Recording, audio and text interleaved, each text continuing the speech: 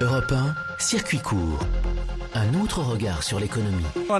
Bonjour Maxime, bonjour à tous. Le programme du jour. Aujourd'hui, on enfile notre short et nos chaussures de sport. Le sport peut-il améliorer la vie en entreprise? C'est la question que nous nous posons. Nos invités en sont convaincus. Pour eux, faire de l'exercice au travail n'a que des avantages en termes de bien-être, de santé, de productivité aussi.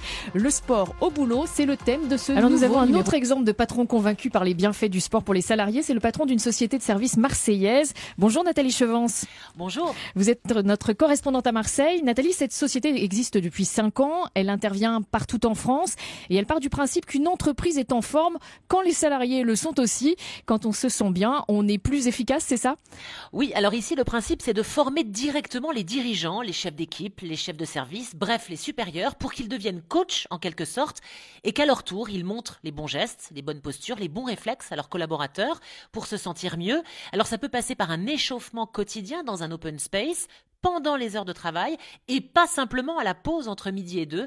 Mélanie Egalon est la fondatrice de la société Orinasa qui porte ce concept. C'est pas nous qui allons venir, l'objectif c'est de rendre les entreprises autonomes, puisque ce qu'on a pu constater c'est que plus on rendait l'entreprise ou les personnes dépendantes d'un coach ou d'un intervenant extérieur, moins cela perdurait dans la durée. Donc on va leur proposer des programmes, on va leur proposer des formations qui vont leur permettre de faire des exercices dans leur quotidien, mettre en place des séances qu'ils vont animer pour pouvoir faire du gainage, des abdominaux.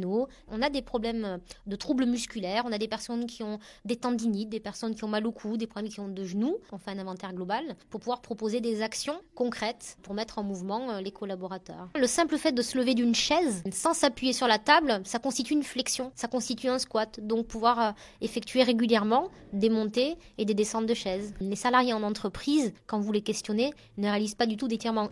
Allez donc, comment s'organise Nathalie, question toute bête, pour faire ses exercices, ses abdos, son gainage quotidien au travail?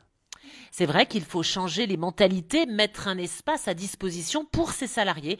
Question de culture d'entreprise. Alors effectivement, on va faire en sorte d'adapter et de pouvoir demander à l'entreprise des environnements un petit peu en retrait pour pouvoir mettre un tapis. L'avantage, c'est que tous ces exercices ne coûtent rien en termes d'infrastructure et on leur teste et on leur montre que leurs collaborateurs ne perdront pas en efficacité. Bien au contraire, c'est un moment de travail, donc il faut le faire passer comme une activité qui fait partie de ma fiche de poste et qui me permettra d'être plus efficace. Voilà, et aujourd'hui, cette société cible surtout les TPE, PME où c'est plus compliqué pour former les petits patrons car dans les grands groupes, la prise de conscience du bénéfice du sport au travail commence déjà à faire son chemin.